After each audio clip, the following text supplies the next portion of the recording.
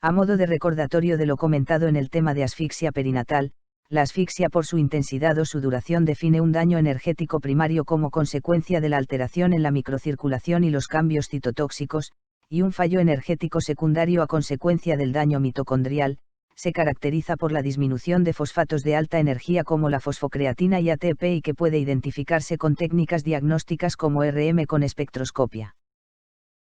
Las maniobras terapéuticas van a ser efectivas si la asfixia se instaura intraparto, pues la hipoxia anterior al parto va a desencadenar la misma respuesta antes de que podamos instaurar un tratamiento eficaz. Así pues, en los casos de sospecha de asfixia perinatal o compromiso fetal grave, el tratamiento debe ser la finalización urgente del embarazo. Este esquema, ya comentado en la clase anterior, nos servirá para ilustrar nuestra actuación terapéutica en la asfixia grave y en la encefalopatía hipóxico-isquémica moderada a grave. La encefalopatía hipóxica isquémica es una patología frecuente en las unidades de neonatología de nuestro país y es una de las causas más importantes de mortalidad y secuelas neurológicas en el recién nacido a término. Por encefalopatía hipóxica isquémica entendemos una constelación de signos neurológicos que aparecen inmediatamente después del parto tras un episodio de asfixia perinatal y que se caracterizan por un deterioro de la alerta, de la capacidad de despertar, alteraciones en el tono muscular y en las respuestas motoras, alteraciones en los reflejos, y a veces, convulsiones. El daño asfíctico del cerebro en el feto y neonato afecta de forma selectiva a áreas vulnerables del encéfalo. Dichas áreas se relacionan con la diferente tasa metabólica de las células y el grado de madurez del cerebro en el momento de producirse la noxa. La evaluación de la disfunción neurológica temprana es el indicador clínico más útil de que ha ocurrido una encefalopatía asfíctica. Clásicamente se describen 3 grados de intensidad creciente tras un periodo asfíctico: periodo 1 de hipervigilia, periodo 2 de letargia o embotamiento y periodo 3 de estupor. Los recién nacidos que alcanzan el periodo 2 y este dura pocos días habitualmente mejoran sin grandes secuelas. Los patrones de afectación dependen además de la edad gestacional. En mayores de 36 semanas existe una distribución vascular con infartos de corteza y áreas subcorticales. En prematuros menores de 36 semanas se afectan más áreas periventriculares. La principal lesión isquémica cerebral en recién nacidos a término es la parasagital, que incluye necrosis cortical con afección de la sustancia blanca inmediatamente subyacente en una distribución característica, que afecta con mayor frecuencia regiones posteriores, parieto-occipitales. Los recién nacidos a término muestran mayor compromiso motor y del tono, ya que el daño hipóxico isquémico sobre la corteza, tálamo, ganglios basales y tallo cerebral es más extenso y selectivo, lo que puede expresarse clínicamente como una parálisis cerebral, que constituye un déficit motor y pastoral no progresivo, de comienzo precoz. La incidencia de cuadriplegia espástica aumenta con el compromiso de los ganglios basales y otras estructuras diencefálicas. La lesión es bilateral y, aunque usualmente simétrica, puede ser más notable en un hemisferio que en otro. Las regiones parieto-occipitales suelen estar más afectadas que las regiones anteriores del cerebro. Es una lesión propia de RN a término. Aunque habitualmente no es hemorrágica, las áreas de infarto pueden ser hemorrágicas. Está asociada con fallo circulatorio sistémico al igual que la necrosis neuronal selectiva. En este caso la lesión afecta a las zonas cerebrales límite entre las áreas irrigadas por las arterias cerebrales mayores, las zonas más susceptibles de lesión a la caída en la presión de perfusión cerebral.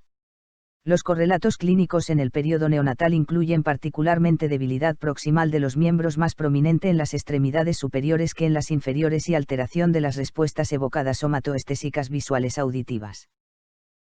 La afectación cerebral en la encefalopatía hipóxica isquémica es característicamente bilateral y simétrica, pero existen estructuras como el hipocampo, región K1, la capa media de la corteza cerebral, el cuerpo estriado, el tálamo y las células de Purkinje que se afectan con mayor intensidad. Determinadas características de estas zonas contribuyen a su vulnerabilidad selectiva a la falta de oxígeno, una mayor demanda metabólica relativa, una mayor cantidad de neurotransmisores excitatorios, un origen filogenético más moderno que justifica que se afecte el cuerpo estriado, pero no el globo pálido, y la localización en la encrucijada de 2 territorios arteriales. Existe correlación clínico-patológicas en los distintos patrones de afectación. Necrosis neuronal selectiva. Es la lesión más usual observada en la encefalopatía hipóxica isquémica neonatal.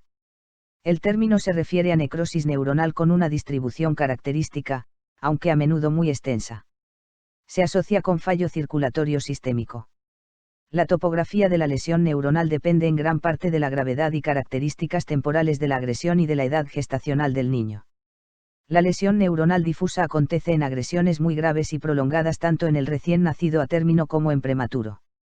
Un predominio neuronal cerebral cortical y nuclear profundo sucede en neonatos a término con una agresión de moderada a grave y relativamente prolongada. La afectación nuclear profunda afecta a ganglios basales, especialmente, putamen y tálamo. Un predominio nuclear profundo y del tronco cerebral ocurre en neonatos a término con agresiones graves, relativamente abruptas. En la afectación nuclear cortical profunda cerebral, asociada a agresiones moderadas o graves y relativamente prolongadas, predomina la afectación de la corteza cerebral, ganglios basales. La hipertonía se incrementa con la estimulación, especialmente con la manipulación, y tiene características de distonía. Y la leucomalacia periventricular o necrosis periventricular. La leucomalacia periventricular es una lesión isquémica casi exclusiva de recién nacidos prematuros.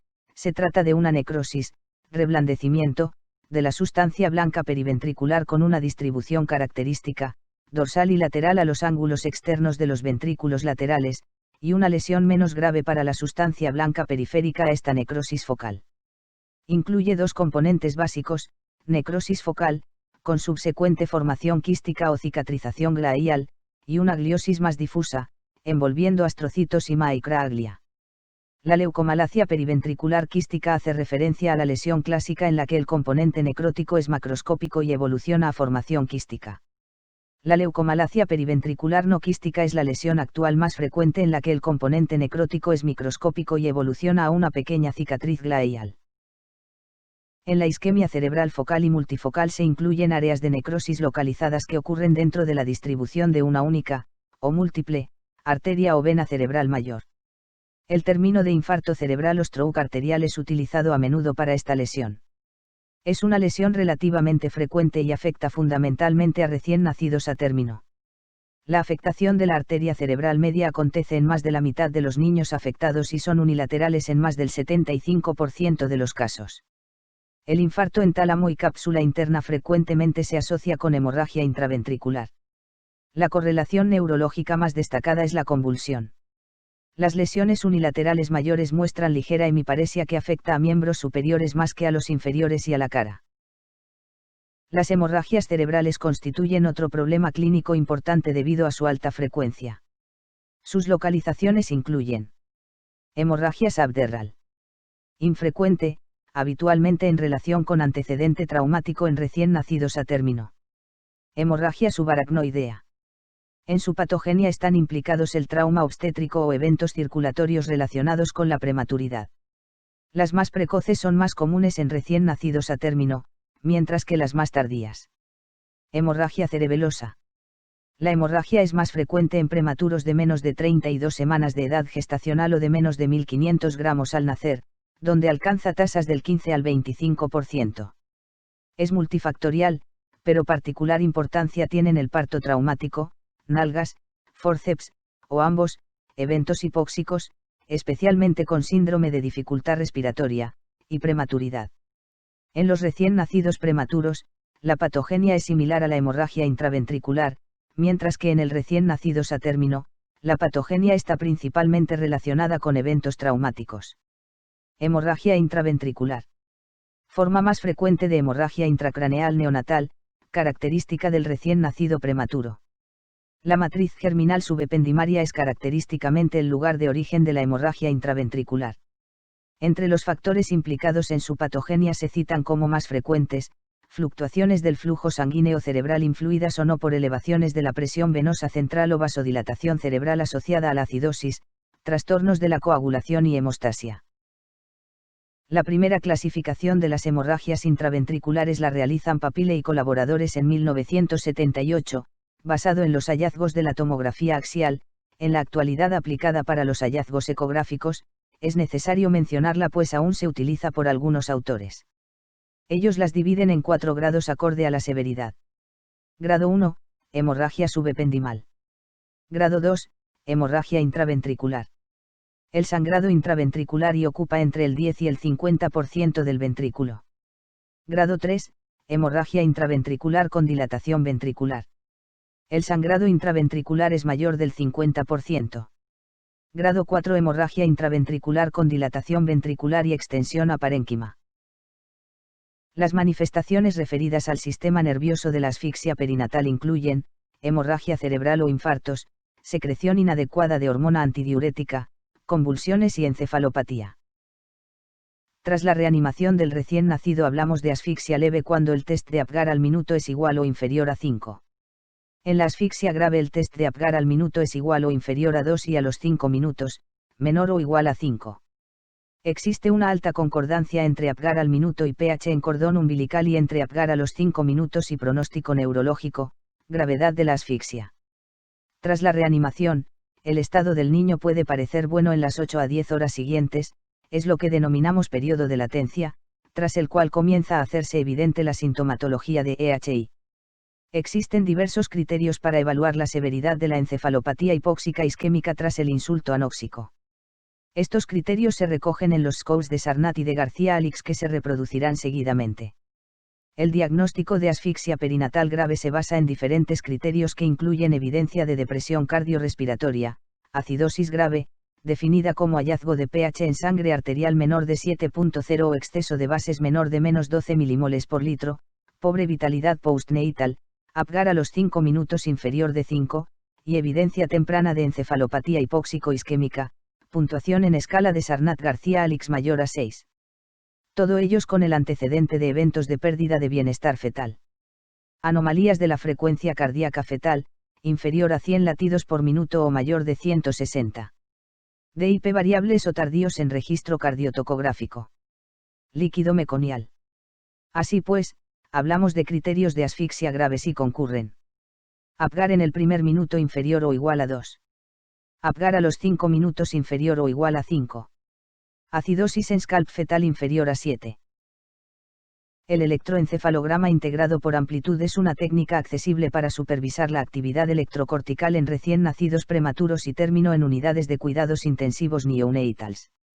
Como se muestra en la imagen, el electroencefalograma integrado por amplitud. La amplitud pico a pico del intervalo interbrote define el margen inferior, amplitud mínima. La amplitud pico a pico de los brotes de onda definen el margen superior, amplitud máxima. De esta forma se pueden distinguir entre distintos patrones de trazado de base.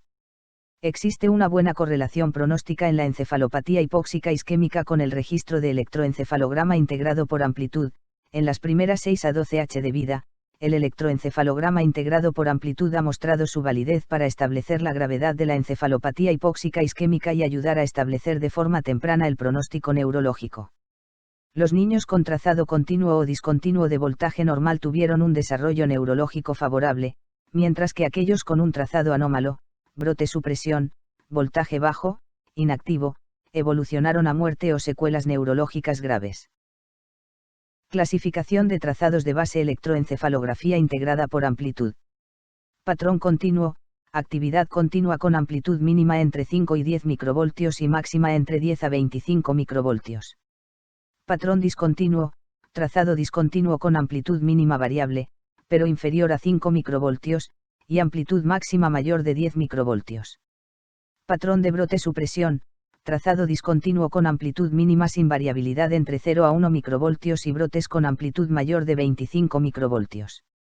Patrón de voltaje bajo, trazado de base continuo de voltaje muy bajo, inferior a 5 microvoltios, amplitud máxima inferior a 10 microvoltios. Patrón inactivo, plano, trazado isoeléctrico por debajo de 5 microvoltios. Los ciclos vigilia-sueño en el electroencefalograma integrado por amplitud se caracterizan por variaciones sinusoidales suaves, principalmente en la amplitud mínima. La banda más ancha representa la actividad discontinua durante el sueño tranquilo, y la más estrecha corresponde a la actividad continua durante la vigilia o el sueño activo. Patrón de convulsiones. La actividad convulsiva epiléptica en el electroencefalograma integrado por amplitud se visualiza generalmente como una elevación abrupta en la amplitud mínima y una elevación simultánea en la amplitud máxima. La línea de electroencefalograma debería mostrar actividad epiléptica simultánea. Debe tenerse en cuenta que solo el 20% de las crisis convulsivas eléctricas provocan crisis clínicas en el recién nacido. La actitud actual va en el sentido de tratar las crisis convulsivas eléctricas en cuanto se detectan en el recién nacido. En recién nacidos de edad gestacional mayor o igual a 35 semanas con encefalopatía hipóxica isquémica, se recomienda la aplicación durante las primeras 6 horas de vida de sistemas de gradación clínica basados en la escala de Sarnat para clasificar la gravedad de la encefalopatía y la identificación de los candidatos con hipotermia terapéutica, es decir, aquellos pacientes con encefalopatía moderada o grave. En general, las clasificaciones de Sarnat, Amiel-Tyson, García-Alix y Thompson valoran la gravedad principalmente sobre la base del nivel de conciencia, la alteración del tono muscular y los reflejos, y la existencia de convulsiones clínicas. Así, estas tres clasificaciones se fundamentan en la premisa de que cuanto mayor es la alteración en el nivel de conciencia, más grave es el cuadro clínico. El grado de encefalopatía clínica en el periodo neonatal ha sido la principal aproximación utilizada para predecir la evolución de los niños con encefalopatía hipóxica isquémica. Estudios en los años 70 y 80 del siglo pasado mostraron de forma consistente que la inmensa mayoría de los niños con encefalopatía hipóxica isquémica leve tenían un riesgo muy bajo de presentar alteraciones graves del neurodesarrollo, mientras que los niños con encefalopatía hipóxica isquémica grave casi invariablemente fallecían en el periodo neonatal o tras el alta, o presentaban alteraciones significativas como parálisis cerebral grave, déficit cognitivo y epilepsia. La resonancia magnética nuclear es una prueba complementaria a solicitar en la encefalopatía hipóxica isquémica, ya que muestra un conjunto de lesiones características. En menos de 24 horas se observa aumento de la restricción en la secuencia de difusión como consecuencia del edema citotóxico. Durante los primeros 15 días la restricción de la difusión se reduce progresivamente y en las secuencias T2 y FLAIR se aprecia hiperintensidad de las zonas afectadas e imagen de ausencia de surcos por edema. Los infartos hemorrágicos se observan como hiperintensidad de aspecto petequial y existe una desdiferenciación generalizada de la sustancia gris y blanca. Posteriormente, se pueden observar cambios atróficos y signos de necrosis cortical laminar en T2. Las complicaciones de la encefalopatía hipóxica isquémica son tardías e incluyen trastornos en el neurodesarrollo de intensidad variable. Varios factores se van a relacionar con el pronóstico, en especial la extensión de las áreas cerebrales afectadas, lo que determinaremos mediante resonancia magnética nuclear. Se considera que a partir de la semana las lesiones ya están completamente instauradas. La profilaxis depende de una correcta asistencia en el embarazo y parto y una correcta reanimación neonatal en la sala de partos. La existencia de un evento en la historia obstétrica debe motivar que estemos alerta ante la existencia de asfixia perinatal. En estos casos debemos controlar la hiperoxia e iniciar hipotermia pasiva. Las medidas terapéuticas incluyen maniobras de reanimación adecuadas, evitar la hiperoxia, hipotermia pasiva, normalizar tensión arterial para garantizar un flujo cerebral efectivo, hematocrito adecuado, 40-60%, normalizar glucemia, restricción hídrica, 65 ml por kilogramo y día, hasta diuresis mayor de 2 ml por kilogramo y hora. Tratar las convulsiones. Hipotermia pasiva y activa. Por último, debe recordarse que el objetivo terapéutico de la asfixia perinatal grave con la hipotermia es la neuroprotección, es decir, evitar la muerte neuronal secundaria a la isquemia.